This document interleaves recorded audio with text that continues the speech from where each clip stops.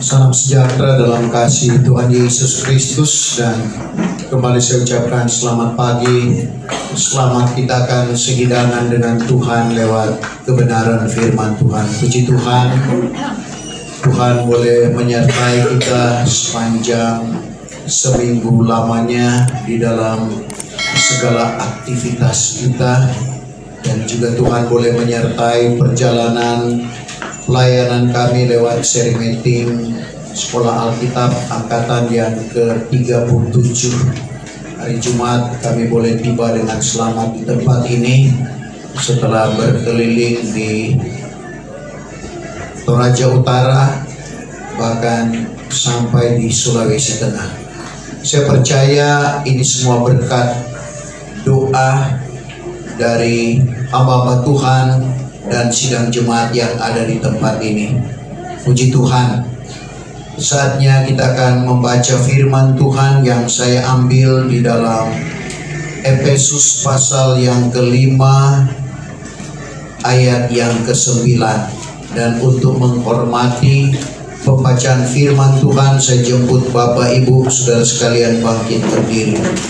Efesus pasal yang ke-5 ayat yang ke-9 dalam Alkitab terjemahan lama berkata sebagai berikut: karena buah-buahan terang itulah kebaikan dan keadilan dan kebenaran.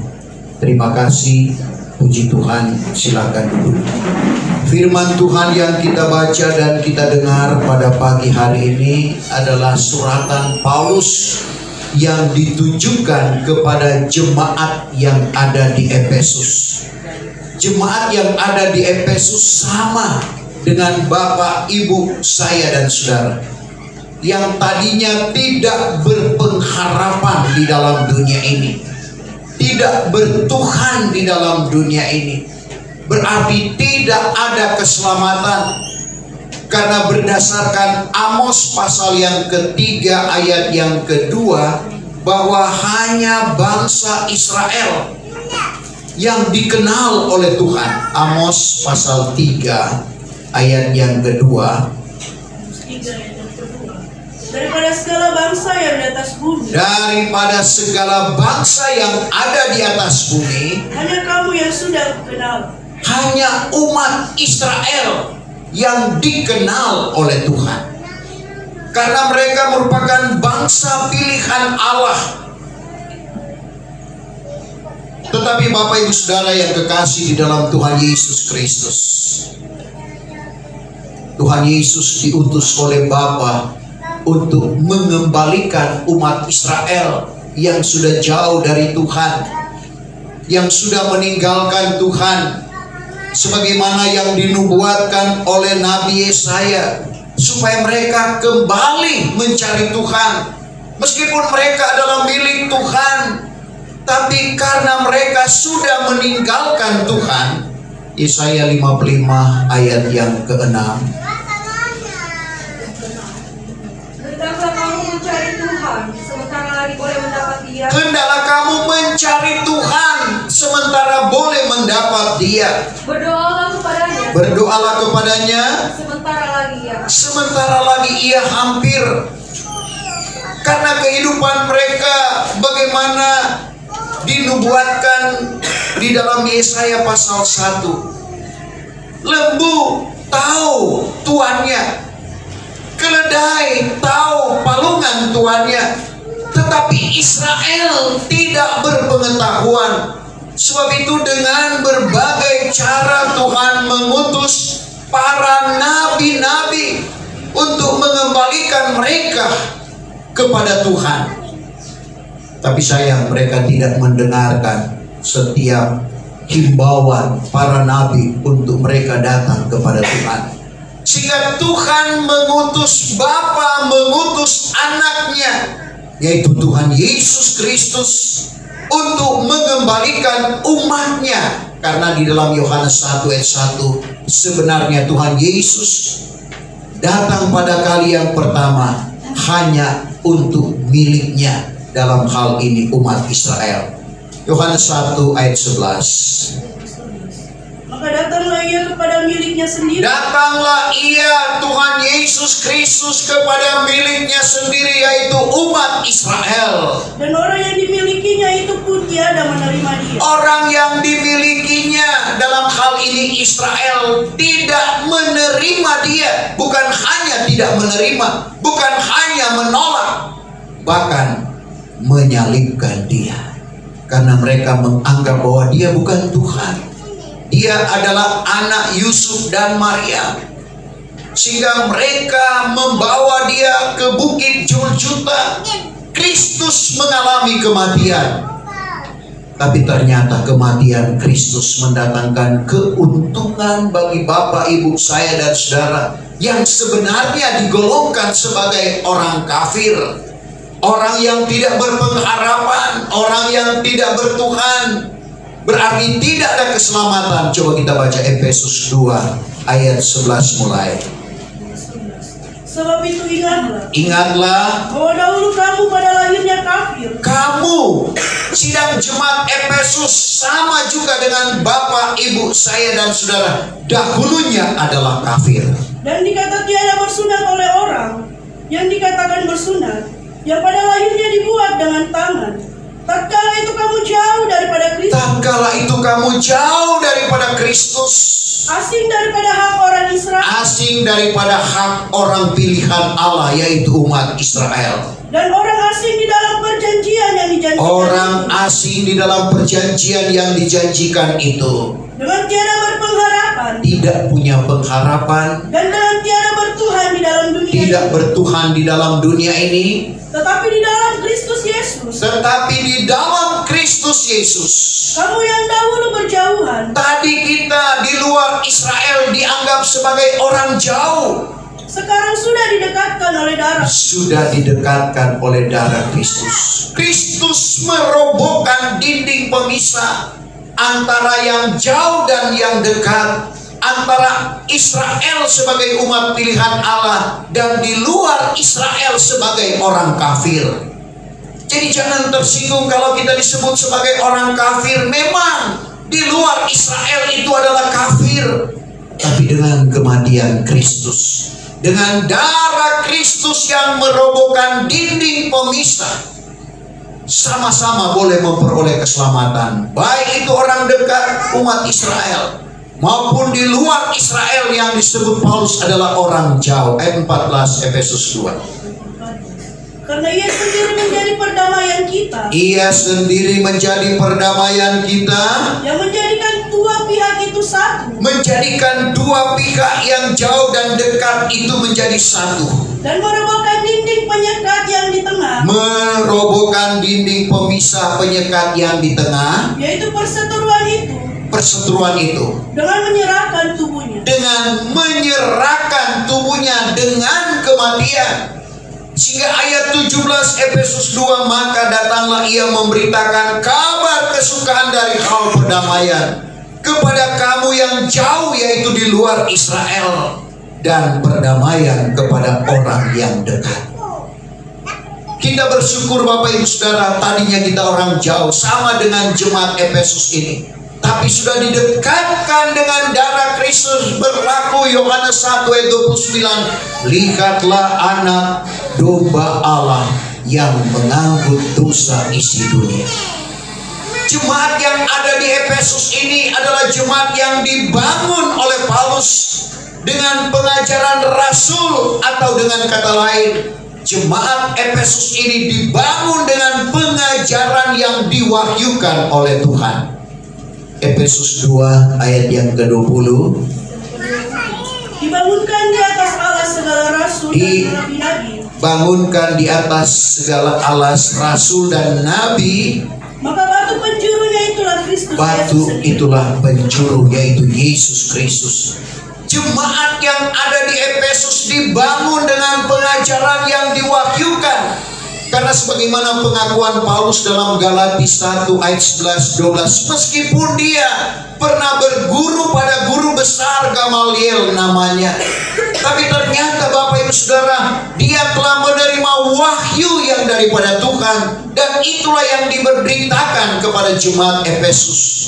Galatia 1 ayat 11-12, aku tegaskan kepadamu hai saudara-saudara, bahwa Injil yang kuberitakan bukanlah pendapatan manusia, bukan ia itu kupelajari dari manusia, melainkan wahyu daripada Yesus Kristus. Tetapi seiring waktu yang berjalan, jemaat yang ada di Efesus ini mulai terpengaruh dengan kemanisan-kemanisan dunia. Dan ini juga menjadi peringatan di dalam kehidupan kita. Jangan sampai kita jadi seperti jemaat yang ada di Efesus. Apa yang dialami oleh jemaat Efesus? Mereka tertidur. Bahkan ada yang sampai mati rohani.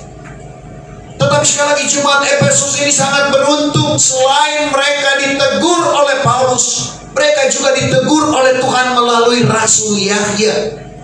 Karena dalam Efesus 5 ayat 14, bagaimana Paulus datang mengingatkan mereka bahwa mereka ada yang sudah tertidur rohani, mereka ada yang sudah mati rohani. Sehingga Paulus katakan, bangunlah hai engkau yang tidur, bangkitlah dari antara orang mati. Ayat 14 Efesus 5. Itulah sebabnya kata firman, bangunlah hai engkau yang tidur, bangunlah hai engkau yang tertidur rohani, dan bangkitlah dari antara orang mati. Bangkitlah dari antara orang yang mati rohani. Maka Kristus akan bercahaya atasmu. Maka Kristus akan bercahaya atasmu.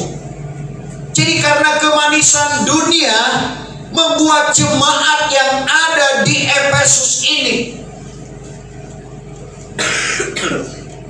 tertidur, bahkan mati rohani.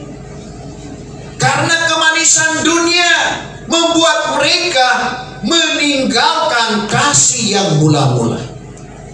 Teguran ini melalui Tuhan lewat Rasul Yohanes dalam Wahyu 2 ayat 4.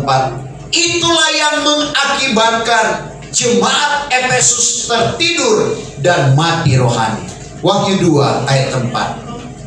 Tetapi aku ada satu hal ke atasmu. Aku ada satu hal ke atasmu, yaitu engkau sudah meninggalkan kasihmu yang mula-mula. Engkau sudah meninggalkan cintamu yang mula-mula kepada Tuhan, kasihmu yang mula-mula kepada Tuhan. Orang yang mengalami kasih mula-mula kepada Tuhan, tidak ada halangan untuk beribadah. Tidak ada alasan, jangankan cuma hujan, badai sekalipun pasti dia terobosi karena mengalami cinta yang mula-mula, sehingga tidak ada yang menghalangi untuk datang beribadah kepada Tuhan. Tapi kalau cinta mula-mula mulai runtuh, saudara, jangankan hujan, mulai gerimis, Tuhan saja yang tahu. Hati saya di gereja, tapi tubuhnya ada di rumah. Itu tanda mulai meninggalkan kasih yang mula-mula. Jadi jangan sampai kita meninggalkan kasih kita yang mula-mula, karena itu akan mengakibatkan kita tertidur bahkan mati rohani. Tapi biarlah kita seperti ayat yang kita baca tadi, benar-benar menjadi terang. Karena Tuhan Yesus berkata dalam Matius 5 ayat yang ke-14, tadinya Tuhan Yesus dalam Yahya 8 ayat 12, aku inilah terang dunia. Barang siapa yang mengikut aku tidak akan berjalan di dalam gelap, melainkan memperoleh terang hidup itu. Jadi Tuhan menyatakan bahwa dia adalah terang dunia. Tetapi ternyata dalam Matius 5 ayat yang ke-14, Tuhan Yesus juga berkata kepada Bapak, Ibu saya dan saudara saat ini, kamu adalah terang dunia. Coba Matius 5 ayat 14. Kamu ini terang dunia. Kamu inilah terang dunia. Sebuah negeri yang di atas gunung. Sebuah negeri di atas gunung. Mustahillah ia tersembunyi. Mustahil ia tersembunyi. Artinya Bapak Ibu saya dan saudara sebagai terang yang dipandang oleh segala mata.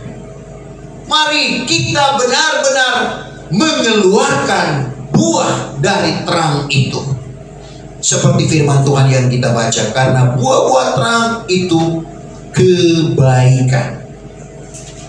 Kita dituntut untuk berbuat baik karena Allah itu baik. Ungkapan pemazmur yang merasakan bagaimana pertolongan demi pertolongan Tuhan di dalam kehidupannya. Pada waktu dia sebagai seorang gembala, dia dapat mengalahkan singa dan beruang, itu karena pertolongan Tuhan. Pada waktu dia menghadapi Goliat yang disegani baik kawan maupun lawan, dia dapat tumbangkan. Pada waktu dia luput dari kejaran Saul, semua ini karena kebaikan Tuhan. Sehingga di dalam Mazmur 86 ayat 5, ungkapan pemazmur, Engkau baik. Mazmur 86 ayat yang kelima,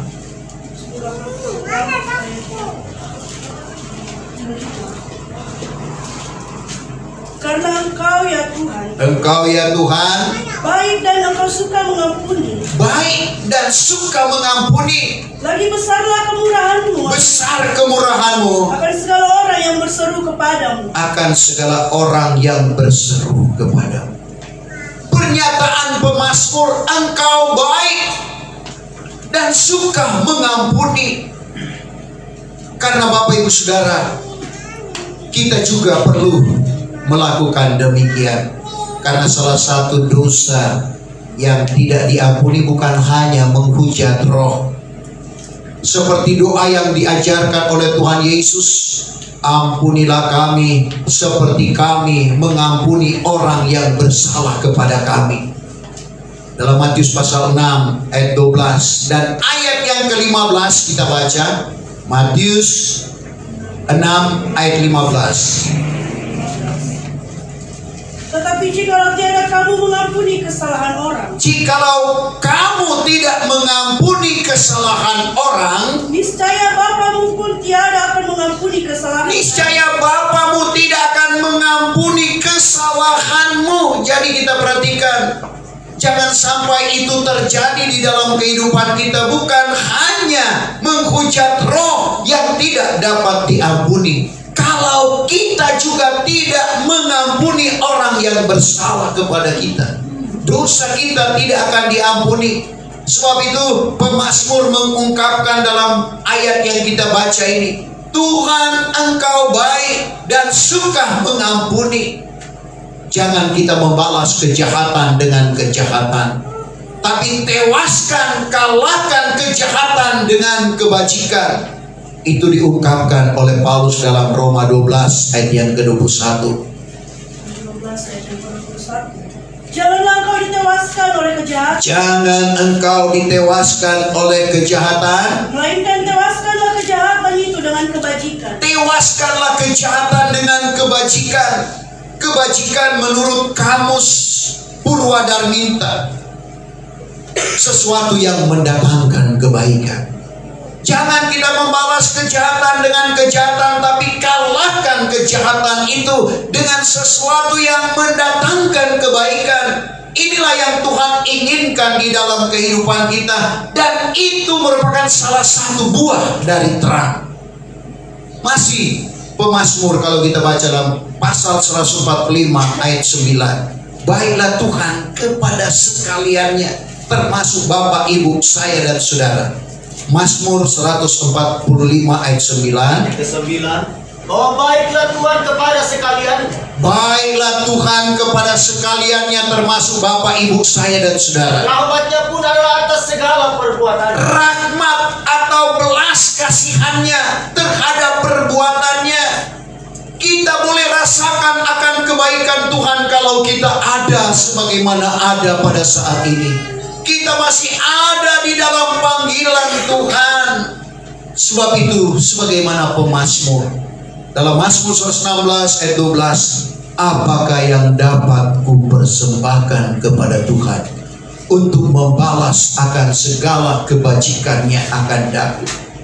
Pertanyaan ditujukan kepada dirinya, dan dia sendiri yang menjawab di dalam ayat 13, aku akan mengangkat piala penebusan sambil menyebut nama Tuhan. Artinya Kristus yang sudah menebus dosa kita, itulah yang kita tinggikan di dalam kehidupan kita. Tidak mengapa kita baca 116 ayat 12 dan ayat 13. Apakah dapat persembahkan kepada Tuhan akan membalas segala kebajikannya akan daku. Bahwa aku mengangkat piala penebusan. Aku mengangkat piala penebusan. Sambil aku menyebut nama Tuhan. Sambil aku menyebut nama Tuhan. Siapakah piala penebusan? Piala untuk orang yang menang. Yesus telah menang di kayu salib, sehingga menyelamatkan Bapak Ibu saya dan saudara, menebus dosa Bapak Ibu saya dan saudara. Untuk itu, membalas segala kebajikan Tuhan dalam kehidupan kita, mari kita berbuat baik kepada semua orang. Tidak tertutup kepada siapapun. Memang ada skala prioritas kepada orang-orang yang sama-sama beriman. Tapi Paulus katakan dalam Galatia pasal 6 mulai ayat 9 dan ayat 10. Galatia 6 ayat 9-10. Janganlah kita jemu akan berbuat baik. Jangan kita bosan untuk berbuat baik. Karena kita akan menuai pada masanya. Kita akan menuai pada masanya. Jikalau tiada kita letih. Jikalau kita tidak letih. Sebab itu sedang ada kesempatan pada kita. Ada kesempatan bagi Bapak Ibu saya dan saudara. Biarlah kita berbuat baik kepada orang sekalian. Biarlah kita berbuat baik kepada semua orang sekalian. Terutama sekali kepada segala saudara yang sama-sama beriman. Terutama sekali kepada orang yang sama-sama beriman. Jadi ada kesempatan kepada kita, biarlah kita berbuat baik kepada sekalian orang. Ini merupakan buah dari terang. Jadi pertama adalah kebaikan, dan kedua keadilan. Adil artinya tidak berat sebelah, sama dengan Tuhan. Bukti keadilan Tuhan, di mana Dia tidak menilik atas rupa orang, sebagaimana yang dikatakan oleh Paulus kepada jemaat yang ada di Roma dalam Roma pasal yang kedua ayatnya yang ke-11. Sebab Allah tiada menilik atas rupa orang. Allah tidak menilik atas rupa orang. Allah tidak memandang bulu. Kata terjemahan baru. Engkau kaya, engkau miskin, engkau pandai, engkau bodoh, engkau kuat, engkau lemah, sama pada pemandangan Tuhan. Karena Dia tidak menilik rupa orang. Buktinya ada dua murid yang Dia pilih tidak terpelajar, orang sederhana, yaitu Petrus dan Yakobus. Tapi ada pemberian Tuhan yang luar biasa kepada kedua rasul ini. Karena itu bukti Tuhan tidak memandang bulu. Tuhan tidak menilik rupa orang. Itulah keadilan Tuhan. Dan Tuhan ingin kita juga berbuat baik. Dan Petrus sempat mengungkapkan itu, bahwa Tuhan tidak menilik rupa orang. Karena kepada orang kafir pun Dia selamatkan. Tadinya tidak berpengharapan, tidak bertuhan. Ungkapan Petrus dalam Kisah 10 ayat 34. Maka Petrus pun bertuturlah. Petrus bertuturlah, katanya, Dengan sesungguhnya aku tampak. Dengan sesungguhnya aku tampak. Bahwa Allah tiada menilik atas rupa orang. Allah tiada menilik atas rupa orang. Kesaksiannya orang-orang kafir, orang-orang yang ada di rumah Kornelius bisa menerima anugerah Roh Kudus. Sehingga sekali lagi Paulus katakan, dengan sesungguhnya aku tampak bahwa Allah tiada menilik atas rupa orang. Siapapun dia, sama pada pemandangan Tuhan. Untuk itu, di dalam Mazmur 145 ayat 17, itu Tuhan adil pada jalannya. Coba 145 ayat 17. Bahwa adilah Tuhan pada segala jalannya. Adilah Tuhan pada segala jalannya. Dan kemurahan dalam segala perbuatannya. Kemurahan dalam segala perbuatan. Adil Tuhan pada segala jalannya. Saudara, untuk itu kita perlu melakukan apa yang Tuhan tunjukkan, seperti yang dikatakan oleh Tuhan Yesus. Dalam Yohanes 14 ayat 6, aku inilah jalan, kebenaran, dan hidup.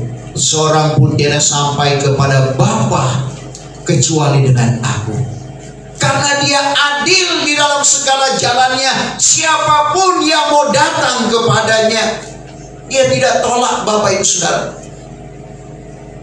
Dan kalau kita mau berjalan bersama-sama dengan dia, kita akan sampai kepada Bapa di sorga. Akulah jalan, kebenaran, dan hidup. Seorang pun tidak sampai kepada Bapa kecuali dengan aku.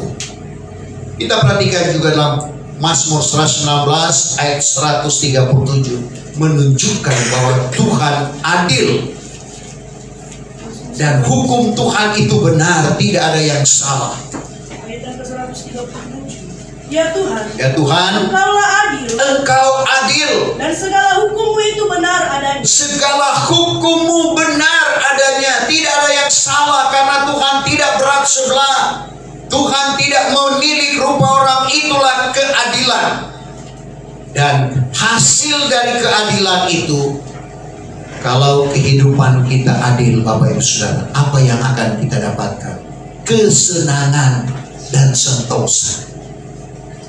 Kita juga jangan menilik rupa orang, kita berlaku adil.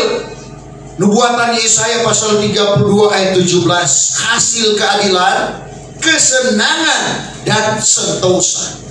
Yesaya 32 ayat 17. Maka perolehan keadilan itu akan selamat. Perolehan keadilan itu adalah selamat. Dan hasil keadilan itu akan hal kesenangan. Hasil keadilan akan hal kesenangan. Dan sentosa pada selama-lamanya. Sentosa selama-lamanya. Jadi kalau kita berlaku adil, kesenangan menjadi milik dan bagian kita, bahkan sentosa, damai sejahtera yang dari Tuhan, Tuhan anugerahkan di dalam kehidupan kita. Itu janji Tuhan. Buah terang yang kedua adalah keadilan, dan sekarang yang ketiga adalah kebenaran.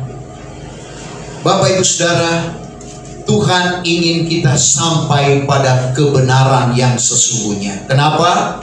Karena ada orang yang belajar tapi tidak sampai pada pengenalan akan hal yang benar.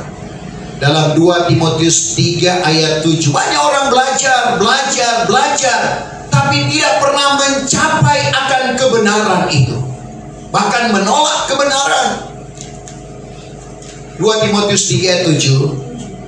Yang senantiasa belajar, tapi tiada pernah sampai kepada pengenalan akan yang benar. Tapi tidak pernah sampai pada pengenalan akan hal yang benar. Sedangkan syarat untuk diselamatkan, kita harus sampai pada pengenalan akan hal yang benar. Seperti yang dikatakan oleh Paulus dalam 1 Timotius 2 ayat yang keempat, Tuhan tidak kehendaki seorang pun akan binasa. Yang Tuhan kehendaki supaya semua beroleh selamat dan sampai pada pengenalan akan hal yang benar. Karena itu syarat untuk mendapatkan keselamatan. Yang berkehendakan sekalian manusia beroleh selamat. Tuhan menghendaki semua manusia untuk beroleh selamat dan sampai kepada pengenalan dari hal yang sampai pada pengenalan akan hal yang benar. Jadi kita perhatikan, kita harus sampai pada pengenalan akan hal yang benar supaya kita memperoleh keselamatan. Artinya kita melakukan hukum yang berlaku di zaman Roh Kudus ini, seperti gambar yang ada di belakang saya. Kita hidup di zaman Roh Kudus. Hukum kebenaran adalah bertobat, berbaptis dengan nama Yesus Kristus akan jalan keampunan dosa, lalu memperoleh anugerah Roh Kudus. Dan kalau kita lakukan ini, kita tahu bahwa kita mengenal Tuhan. Karena 1 Yohanes 2 ayat 3, bagaimana cara kita untuk mengenal Tuhan dan kita dikenal oleh Tuhan. 1 Yohanes 2 ayat 3, dengan yang demikianlah kita mengetahui. Dengan yang demikian kita mengetahui bahwa kita sudah mengenal Dia. Kita sudah mengenal Dia, yaitu Tuhan. Jikalau kita menurut hukum-hukum. Kalau kita menurut hukum-hukum yang berlaku di sana Roh Kudus, sekali lagi bertobat, berbaptis dengan nama Yesus Kristus akan jalan keampunan dosa, lalu beroleh anugerah Roh Kudus. Kalau kita lakukan hukum-hukum ini, kita tahu kita mengenal Tuhan. Karena banyak orang yang bertepuk sebelah kanan, yang mengajar dengan nama Tuhan, membuangkan setan dengan nama Tuhan, mengadakan banyak mujizat dengan nama Tuhan, tapi Tuhan akan berkata dengan nyata, aku tidak kenal kamu. Undurlah kamu yang mengerjakan jahat. Kenapa? Tidak sampai pada pengenalan akan yang benar, yaitu tidak melakukan kehendak Allah. Matius 7, 21, 22, 23. Bukannya tiap-tiap orang yang menyeru aku. Ternyata tidak semua orang yang menyeru aku. Tuhan, Tuhan. Tuhan, Tuhan. Akan masuk ke dalam kerajaan surga. Akan masuk ke dalam kerajaan surga. Hanyalah orang yang melakukan kehendak Bapakku yang di surga. Hanyalah orang yang melakukan kehendak Bapakku di surga. Kita garis bawah itu. Hanya orang yang melakukan kehendak Bapa di surga, itulah yang akan diselamatkan. Pada hari itu kelak banyaklah orang yang akan berkata kepadaku. Pada hari itu orang akan datang kepada Tuhan dan berkata, Tuhan, Tuhan. Tuhan, Tuhan. Bukankah dengan nama Tuhan kami mengajar? Bukankah dengan nama Tuhan kami mengajar atau bernubuat? Dan dengan nama Tuhan kami membuangkan setan. Dengan nama Tuhan kami membuangkan setan. Dan dengan nama Tuhan kami mengadakan banyak mujizat. Dengan nama Tuhan kami mengadakan banyak, bukan sedikit, banyak mujizat. Tapi apa kata Tuhan?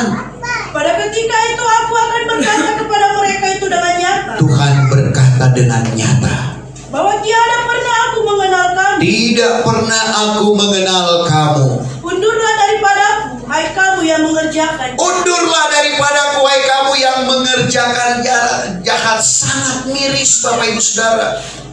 Mengajar dengan nama Tuhan, membuangkan setan dengan nama Tuhan, mengadakan banyak mujizat dengan nama Tuhan, tapi Tuhan bilang, aku tidak kenal kamu. Bahkan Tuhan bilang, kamu pelaku kejahatan.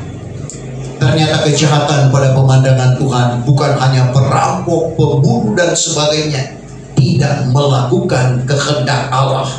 Sebab itu di dalam ayat ini Paulus katakan ayat 17, sebab itu jangan kamu bodoh, melainkan hendaklah mengerti apa kehendak Tuhan. Jadi kita lihat hasil daripada terang, buah dari terang itu adalah kebaikan, keadilan, dan kebenaran. Dan kalau kebenaran yang sesungguhnya ada di dalam kehidupan kita, tidak akan henti-hentinya, apalagi kalau kita telah menerima anugerah Roh Kudus. Yesaya 48 ayat 18. Kebenaran itu seperti ombak yang tidak pernah timbul, artinya tidak habis-habis, tidak henti-henti kebenaran itu, karena kita akan dibawa dari kebenaran datang kepada segala kebenaran oleh karena Roh Kudus. Coba kita baca dulu Yohanes 16 ayat 13. Akan tetapi apabila ia sudah datang, yaitu roh kebenaran atau Roh Kudus, maka ia pun akan membawa kamu kepada segala kebenaran. Sampai di situ. Roh Kudus akan membawa kita kepada segala kebenaran, dan kita hubungkan dalam Yesaya 48 ayat 18. Hai, jikalau kiranya kamu sudah mendengar akan segala hukumku. Kalau kita mendengar akan hukum Tuhan, niscaya selamatmu seperti sungai. Selamatmu seperti sungai, dan kebenaranmu bagaikan laut yang merombak adanya. Kebenaranmu bagaikan laut yang bergelombang. Laut tidak pernah berhenti, meskipun itu tidak terlalu deras, tetap ada ombaknya. Tidak pernah dia tidak ada ombak. Kalau Bapak Ibu datang di tepi pantai, meskipun bilang tenang, tetapi tetap ada ombaknya. Artinya kebenaran tidak akan henti-hentinya Tuhan alirkan di dalam kehidupan kita. Itulah buah dari terang. Sekali lagi, kebaikan, keadilan, kebenaran. Tuhan Tuhan kiranya memberkati firman Tuhan pada pagi hari ini. Kita akan masuk di dalam perjamuan suci.